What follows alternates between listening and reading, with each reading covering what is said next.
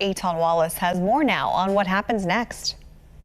Well, for Newsom's redistricting plan to go according to plan, a lot has to happen here at the state legislature in a very short amount of time. Need to stand up. We need to be firm. Governor Gavin Newsom with that message this week, announcing he's moving forward with his plan to redraw California's congressional maps in favor of Democrats and call a statewide special election for voters to approve those maps. We are about to give power back to the people.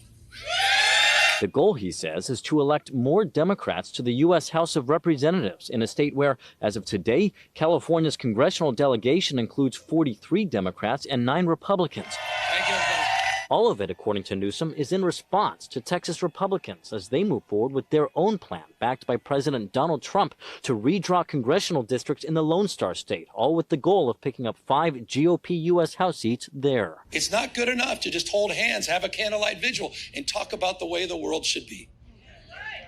We have got to recognize the cards that have been dealt, and we have got to meet fire with fire. But for Newsom's plan to advance, the state legislature needs to act fast in the coming week. As McGeorge School of Law adjunct professor Chris McKaylee explains, they literally have 4 days in which they're going to do it. It all starts this Monday, August 18th, when all members of the legislature will reconvene following their summer recess. Then on Tuesday, the Assembly and Senate will hold public hearings for lawmakers and the public to debate and review the proposed maps. On Wednesday, the legislature's financial appropriations committees will meet to review how much all of this will cost the state. And then on Thursday, both houses of the legislature will officially vote on the maps and call a November 4th special election for California voters to have the final say. California Elections Chief, Secretary of State Dr. Shirley Weber says she needs all of that to be done by the end of next week, or else she will not have enough time to organize the November special election.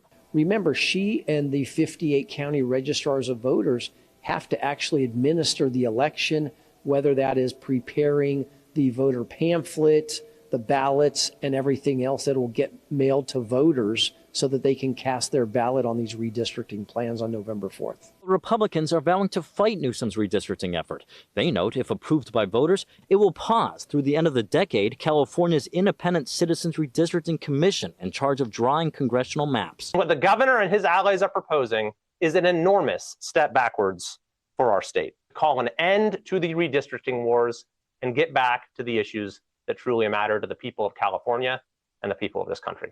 And take a look at this. Former California Governor Arnold Schwarzenegger posted this on social media, showing him wearing a shirt that says, "F the politicians, terminate gerrymandering." Schwarzenegger has said he will publicly campaign against any gerrymandering efforts, whether they're done by Democrats or Republicans. At the state capitol, covering local news that matters, Eitan Wallace, Fox 40 News.